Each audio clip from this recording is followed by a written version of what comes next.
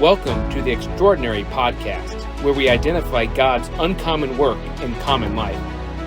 Recognizing God's work requires intentionality, but articulating it motivates and inspires. Don't forget to subscribe to never miss an episode. In today's episode, I have a conversation with Charlie Corns, really about his life journey, how God has been with him, and how God continues to work in his life. Because no matter where we are, God's not done with us yet. So let's get into the conversation with Charlie. Charlie, thank you for being on the podcast today. We're excited to have you here.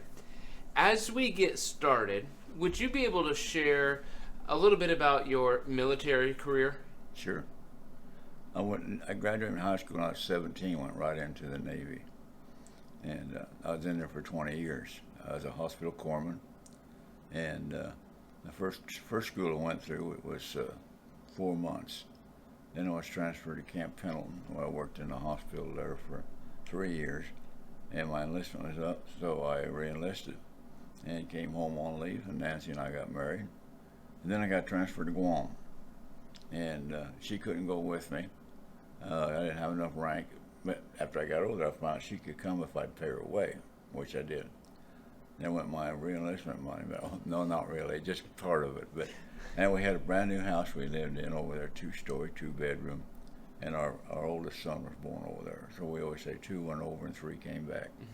And it was kind of an experience coming back. We left there at 11 o'clock at night on a Boeing 707. We arrived in San Francisco at 7 o'clock the same night. Flying east, you go across the international date line. You need time. So that was kind of neat. And then I got transferred about 15 more times before my 20 years was in. Sometimes I was in a duty station no more than 3 months and I'd be transferred. Oh, wow. And I went to a school called Medical Admin Technician, and from there I got to Kansas City, and I had 170,000 medical records to work on. And all the Marine Reserves were right there. From there I went to B School, which qualifies you for independent duty. And so I went aboard several different ships, and I got over to Vietnam, and there was an LST over there, which is a small ship. And didn't have a corpsman, so they TAD'd me, temporarily assigned me to that ship. I was over there for 3 months, and I came back to my ship at that time. It was in Long Beach. I'm still in Vietnam, and they're in Long Beach. I get back to Long Beach, and they're going back to Vietnam in just a couple of days, so that was kind of a weird turnaround. And so I came back in 1970 and never went to sea again after that. For hospital corpsman in the Navy, if you're stationed with the Marines, that's counted as sea duty. So I was stationed at Camp Pendleton, so I didn't have to go back to sea again till I'd retired, which was at Camp Pendleton. And I had another duty station in between. I went to college and went up in the Bay Area and then back to Camp Pendleton. So it seemed like Camp Pendleton had a hook on me. It just kept pulling me back. It kept pulling me back. And Oceanside's the town right there by the base, and I kind of liked Oceanside. In Southern California, but it's changed an awful lot since Nancy and I lived out there. We came back she came back in July 1978, 77, I'm sorry, and then I came back in October, and I didn't retire until 78. I had what they call terminal leave. I had 2 months leave coming, so I took it. The last 2 months I was back here with them, and then I retired, and for 4 months I didn't do anything, just kind of bummed around. And then Nancy said, "You better find a job." Well, we had 3 sons by that time, and so I went to work on the Santa Fe Railroad. They were hiring trainmen. I went up to DuPont's and interviewed, and they wouldn't hire me because I have COPD, and I couldn't pass their breathing test because the paint shop, and you have to wear a respirator from time to time. And that worked out good for me, though, because the railroad paid better. And I worked on the railroad for 12 years. And they're getting ready to bypass the towns. They used to do 112 miles a day. That's how far a steam engine would go in one day. And they were going to do away with that, and they were going to go from Fort Madison to Kansas City or Chicago to Fort Madison. I wasn't too crazy about that idea, so they offered me $75,000 to quit. so I quit. You know, that no-brainer, you might say. And so then I went to work for security at Pinkerton. And while I was with Pinkerton, they sold to some French company. And I was the plant supervisor out at Climax Chemical Plant just south of Fort Madison. I was in charge of security. And I'd been out there a while, and I had never read the Bible. And something moved me to read the Bible. Nancy was saved and I wasn't. She left me a note one night that she was sad that she was going to heaven and I wasn't. So she left me a sinner's prayer, and I knew she'd ask me if I did it or not. So I went into the love seat in the living room, got down on my hands and knees and prayed. And that took me 5 times before I could say I'm a sinner. And I just bawled like a baby and red-faced and everything. And so she was working one shift and I was working another. So I just wrote on that paper, it worked. And she's probably still got it somewhere. And so first Sunday I went to church was the installation for Terry Vance. I was walking down the hall to the adult Sunday school class, and Olin Richards comes out and says, "Are you Dr. Doolittle?" And that's who our superintendent was. And I just no, and walked on down the hall, and I turned to Nancy. I said, "I look like I talk to animals," you know. And she got a big kick out of that. And John Bremer was one of the teachers at that time, Frank Orton and Jay Clover, and they kind of took turns. And I told them about it, and everybody got a chuckle out of it, you know. And then I told Dr. Doolittle next time I went up there to the district. And a couple of years after that, I got called into the ministry. And at first I didn't know if I did or if it was my ego, you know, and I just wasn't sure. Can we pause for a moment? How old were you when you were first saved? 58. So were you done working at the railroad at that time, or were you? Yeah. Okay. Yeah. So okay. I was just making sure I was tracking here. Yeah, it'd be hard to get saved on a railroad and have any time with the Lord, because you never know when you're going to go to work. Yeah. They'd call you an hour before the train got there, and that was it. So, and you never knew if you're going to have a 4-hour trip, 2-hour trip, or an all-day trip. So, yeah, no, I was 58, and just a whole new life. I didn't drink or smoke either one at the time. I had in the past, but I quit smoking in 1985. I quit drinking beer in 1980, and that's the way the Lord led me through that. He knew I was a hard-head. If somebody told me to quit, I wouldn't do it. But I just, you know, beer got $1 a bottle, I quit. Cigarettes got $1 a pack, I quit. It just seemed so stupid to me to do that. Anyway, I went up to Terry and told him that I thought I'd been called to preach, and he said, "Yeah, I know." And so they gave me a local license, and the following year they put me in for a district license. And my first district license was supposed to say my name, or yeah, it had Dr. Doolittle's name, and my name was down there in his place. And so Terry grabbed that real quick, and he ran up to the platform and all. He says, "I got a new district superintendent in my church," you know. And it was kind of a giggle, and so anyway, they took it away from him and gave me another one. So they didn't let you keep that as well? Yeah. Oh, that's a bummer. So every year after that, of course, I'd go up to credential board and everything, and I'd already been to college, secular college, and so I had a degree in earth sciences, and I was a geologist. Geology and theology don't match up real well because we have a lot of anthropology in there, and it was really something that's just like the Lord threw a switch and changed all my thinking about ages and so on and so forth, and animal evolution, and so yeah, it was really a miracle, I thought, and so I just never felt the same after that. I always felt lifted up, you know, and not special or not better or anything, just lifted up that old Charlie wasn't there anymore, and it was a new person, and I started listening to gospel music instead of country and western, and now I don't even remember any of the country and western songs that I listened to.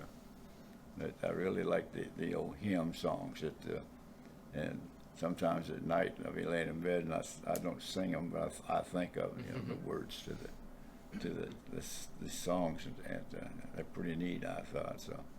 So you were called to ministry. You got a district license, and you actually served at a church. Can you share about that experience?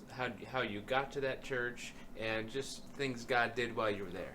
The one that I served in. Yes. Okay. The district superintendent asked me if I could take a church, and I had thought about it for a couple of years and talked over to Nancy, and I thought we were ready. So I told him yes. So he arranged an interview with the church up at Waverly, Iowa. And as a boy, my dad and my older brother used to go pheasant hunting up there. And so I went once, so I knew a little bit about the geography. And so I went up there, and they took me out for a meal, and then we went over to the church, and the church people were there, all 9 of them. And so I preached a little bit and did a little interview when they asked questions like they did with you, I'm sure. And I went home. They put us up in a motel that night. So then the next day, we were going home, and he called and said they want you to come. But of course, one of the questions was salary. You get about $100 a week. I said, yeah. And what year was this? Do you remember? 1982. That you were called to Waverly? Yes. 1982. Okay. Yeah. And they had a pension already coming from the Navy. Railroad pension, I couldn't draw that until I was old enough for Social Security. And so it was pretty amazing. Every week, and we rented an apartment up there, and Nancy started complaining about the neighbors, and I can't smell things, but she's really good at it. And the kids across the hall were students at Wartburg College, and they were smoking dope over there. And she's sitting at our kitchen table getting high, and so we moved. And well, in the wintertime, we complained to the police, and they came down, and the streets were all closed. They're covered with ice and snow, and they get a lot more up there than we do here. And they couldn't find anything wrong. The kids had it all hid. And so we moved, and it wasn't a month later, they all got busted for possession and use. And so where we moved to was a real nice, almost new duplex. And an engineer for the company that makes cranes there in Waverly. The engineer from India moved in next door to us, and that cooking stuff that he made was just about to choke both of us. So I complained to the landlord about that, and he went over and told me, said, when you're cooking that, open the windows. I don't know if he did or not, but that smell stayed with us. And so we told him we needed another place, so they moved us again to one on a single floor. And so they moved, or else they kicked them out, and they said they had changed the drapes. In some places, the sheetrock in the wall even had been permeated with this. I don't know what they usually cook with or whatever. And so we kind of felt vindicated about complaining both times. It came out that it was true. And so then I started having heart troubles here, and they did heart surgery on me. And then with the flood in 2008, come into the church, completely filled up the basement. And I always say I got 7.5 foot of river into the church, and that's what I used to baptize people, was the river. But not that one, not that time.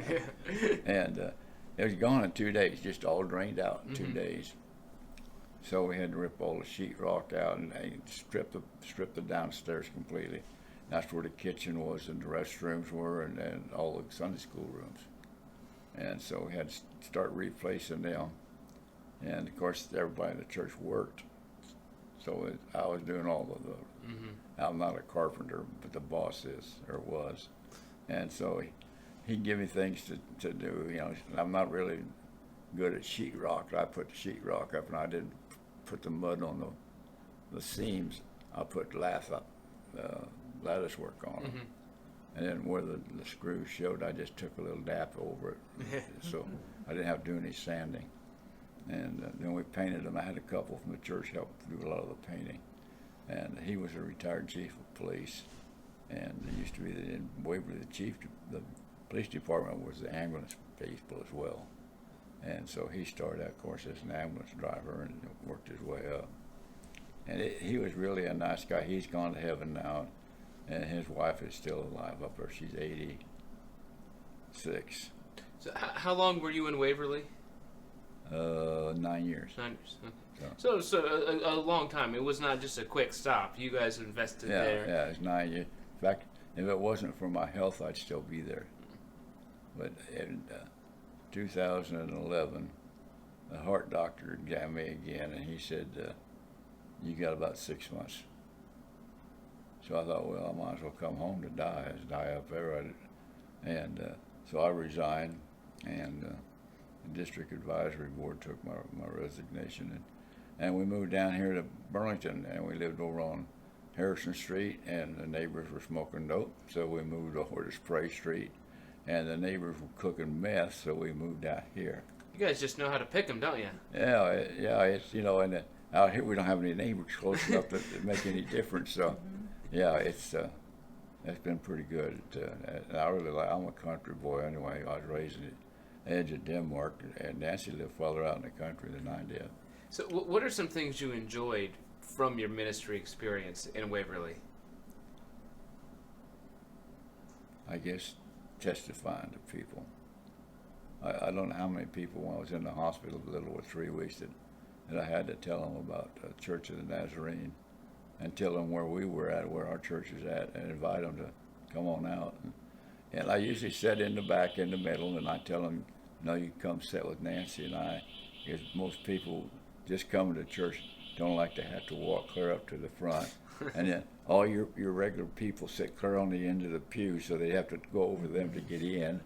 And, when you explain that to people, they think about it and they don't change their ways. And it's been that way in every church I've ever been to. I've preached in Waverly several times, and Keokuk and Fairfield, Iowa City, here. That first time I preached was here, and I was just a little terrified that I knew everybody out there had been a Christian longer than me and knew more about Scripture than I did. And it was sort of ironic that the Scripture that I chose is the same one that was preached the first Sunday in the Church of the Nazarene. And so I practiced it in front of the mirror, all this, like, because I used to teach a little bit in the Navy, teach first aid stuff, and so you had to train how to do all that. So I really enjoyed that, though. I just, to get up there and preach a message about what the Lord has done and is doing, you should just lift me up, almost like my feet weren't touching the floor. And I really enjoyed that. And I would now, too, if I could stand up that long. But my legs just won't hold me up that long. And now it's even worse. I might get dizzy and fall, but they've been pretty good about taking care of that medical stuff. But I've had a lot of medical things done. I had my gallbladder out. I've had cancer, colon cancer, and took colon out, and just part of it. Not all of it. I don't have a colonoscopy. Colonoscopy. It's been good. I get tired a lot, but I think people my age get tired anyway. So I'm not a spring chicken, so to speak. Now, one of the things that I know you and Nancy are passionate about, you love helping people in the name of Jesus, and we can see that in the ministry that you guys launched and run, called Shared Blessings. Can you explain the history of Shared Blessings and why you guys felt led to start that and what keeps you going?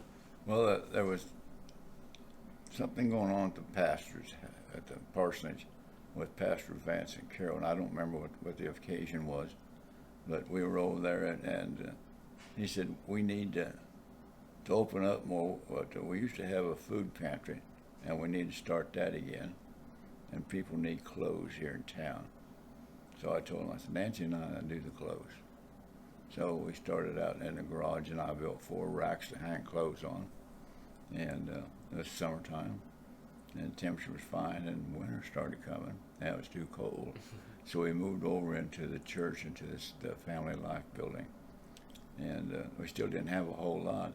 And so the room where the church supplies were was where we put the clothes, and they hadn't added the other two yet.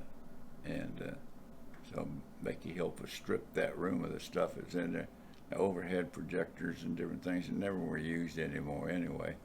And so we got rid of all that stuff, give us more room. And I started buying these racks with wheels on them, so you didn't have to take the clothes down. And I think I got 20 of them all together, maybe 22.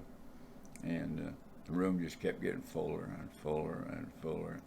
And we have a lot of stuff upstairs as well, and the closets up there. We try to switch the winter and the summer back and forth. And Nancy does most of that. I don't even mess with going up those steps. And you typically help 175 people, sometimes close to 200 a month. Yes. With that. It varies. Yeah, like this last month we had 145, but the month before that we had 250. Yeah. So I'd say we average 200 anyway since we started, and we're getting several new families lately.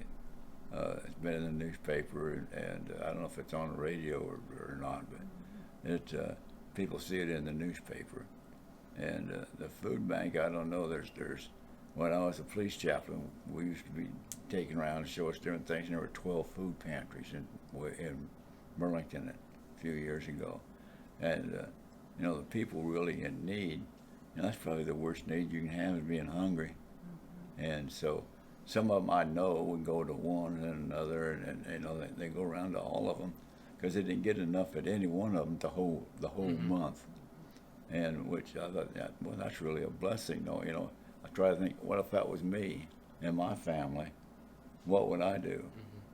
I'd go to every one of them if I could, not feed my kids. And so then people started coming, new people, 8, 9, 10 every time we were open. This past time we were open, we had 8 new families. And the way I count them now is somebody comes in and I just say, how many people are you picking up clothes for? I don't actually count one for one.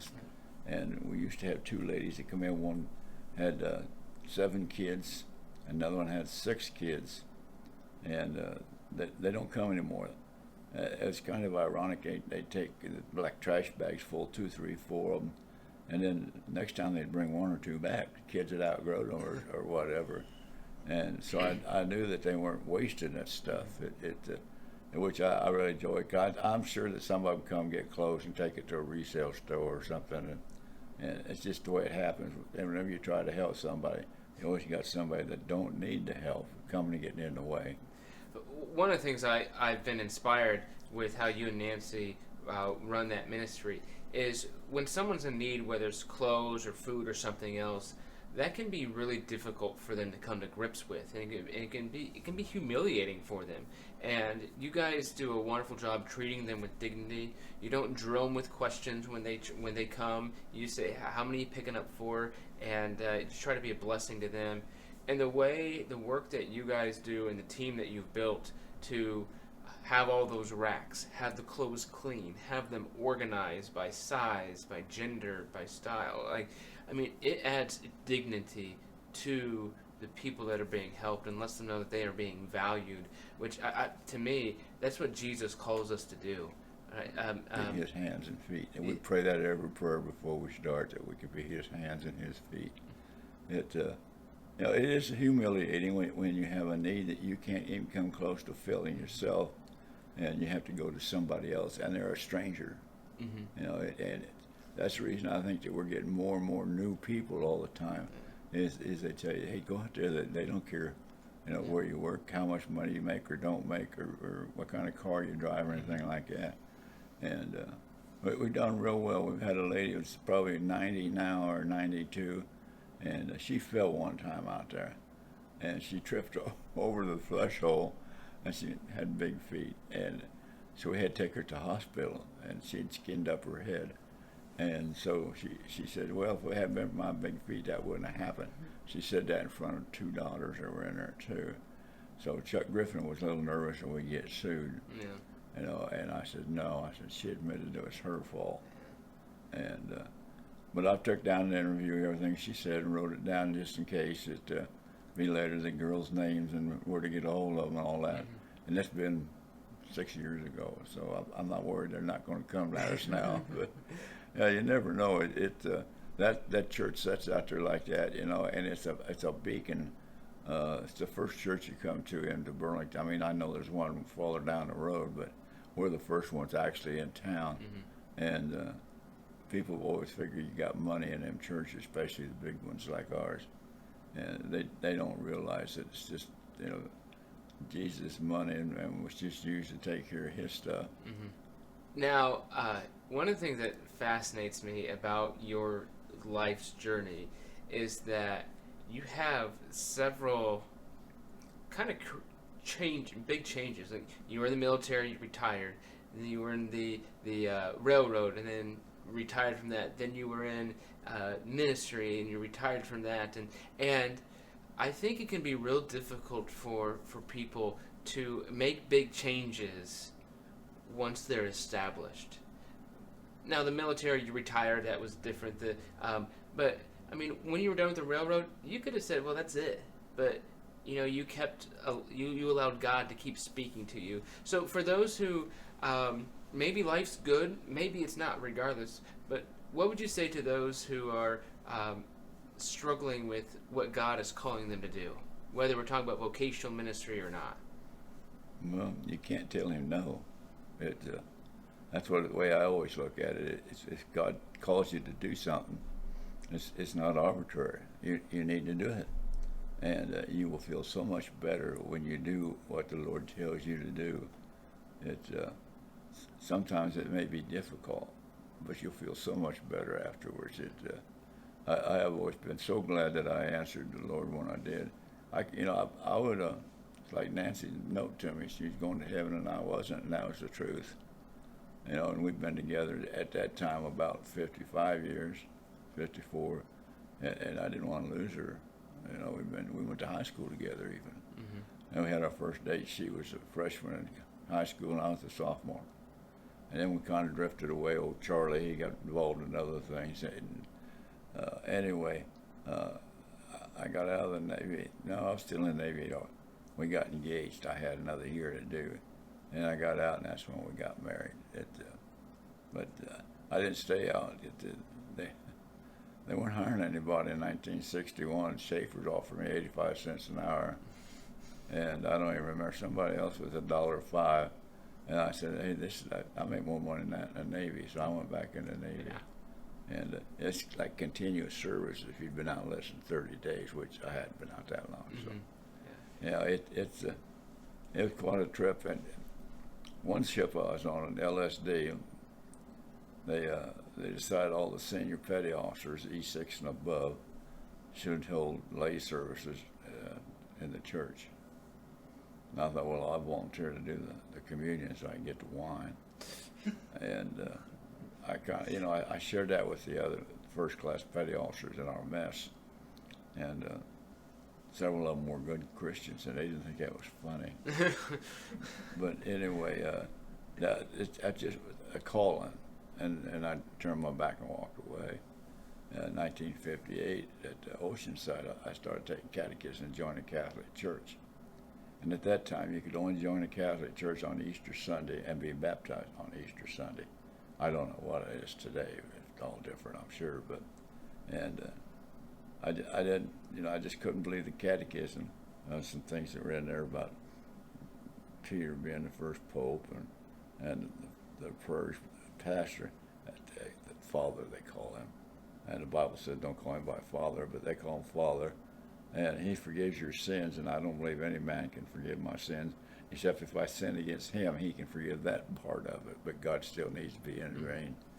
And so I just walked away, and so this Navy chaplain, who was a bishop in the Catholic Church, came and talked to me, and I told him right out, no, I just can't believe that. I said, do you believe that when you forgive somebody's sins, that you take them? He said, oh yeah, I take them on my soul. And I said, well, then you must be weighted down. And he said, no, when I go to confession, all of them, I had to go on that priest that holds my confession. I said, well, then there's some priest walking around somewhere that's got everybody's sins on his shoulders. he didn't have an answer for that one.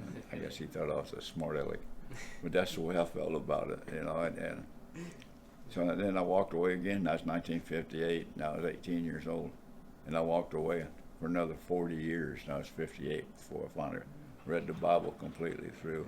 And at that time, I couldn't wait to get off work to get home and read the Bible some more. And I'd set a card table up in the living room with a straight chair right underneath the ceiling light, and I'd sit there and I'd read for 4, maybe 5 hours every day.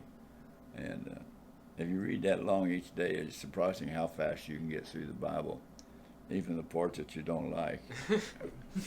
And I won't say don't understand, because I didn't understand most of it and still don't understand a lot of it, but I believe every word of it. That's what's important, is I know it's the truth, and especially prophecy. I really believe 100% in prophecy. And well, like you said, if you spend the time, you can read a lot of the Bible, and the Bible is alive, it's active, it's God speaking to that's us. right. And thank you for sharing today. Your journey is fascinating, and it's fun to see how Jesus was working decades before you actually responded, and then it's inspiring to see how you participated in what Jesus has called you to do, and you continue to do that. That we don't retire from Jesus. No. Right? We still serve Him. We're still active with Him, and He can still use us. So, even if it's just one thing, you know, if you're still an usher, or you count the money at the church, or just one thing you might do, you're still active, and you're still working for the Lord, and He's not forgetting that. That's right. He's writing that down. Yep. Oh, that's great. Well, thank you for sharing today. I appreciate your time, and I know this conversation has been an inspiration to me. I know it will be an inspiration to others. So thank you for being on the podcast today. You're welcome. You're welcome. Thank you for joining us for this podcast. Be on the lookout for how God does uncommon work in common life. And please subscribe to never miss an episode.